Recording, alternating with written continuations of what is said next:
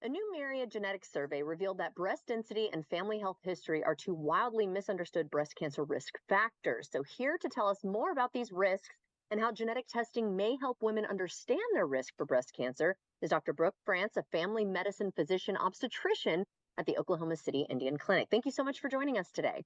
Thank you for having me, Jordan. It's nice to be here. Of course. So, tell us more about the survey and its findings. Yeah, so the survey that Myriad did showed that over 50% of women don't know what breast density is or that it can impact their risk for breast cancer. It also showed that a lot of women don't have these conversations with their families about family history, and both of those things can, as you said, widely impact their breast cancer risk. So it's very important to know your family history, to have those conversations. If you aren't sure what questions to ask family, to have that conversation with your family medicine or obstetrician. And then taking all of that information, you can come up with an individualized plan for how to screen and catch those breast cancers at an earlier stage.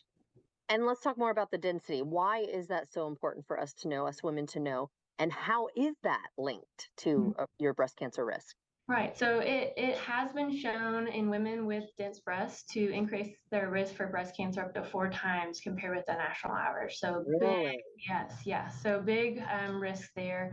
And if we know that you have an elevated breast density, we may be, may be able to qualify you for a different screening option. So in a lot of cases, mammogram alone may not catch a breast cancer until it's advanced, whereas a breast MRI can catch that at an earlier stage, which is kind of where Myriad comes in with genetic screening. If we can prove that you are at an increased risk and may be able to qualify you for some of those different screening options. And like you were mentioning before, it needs to be personalized, right? This is not a cookie cutter situation. Everyone is going to be a little bit different. And if somebody has, personal or family history, how can genetic testing for this cancer help you understand your individual risk? Right. So Myriad, company that does genetic screening through their MyRisk score, they can take all those factors, family history, breast density, other parts of your history, and determine if you are a good candidate for genetic screening. If you are a candidate, then you can do it right there in the same day that you visit with your provider. They send that off, get the information back. If you have one of these high risk genes, it can greatly affect your risk in the future for developing breast cancer. And in cases like that, there are medications we can use to help prevent cancer from ever forming. There are also surgeries available that can prevent cancer. And even if you don't have one of those high risk genes, you may still be elevated risk compared with the national population. And in those women, we would want to start screening sooner or start screening with different modalities. So, like the mammogram versus breast MRI that I mentioned earlier. Well, this is so important. So we're so glad that you're here today to tell us more. And it's such interesting information, the advancements in science and technology. So if we want a little bit more information on all of this, where can we go?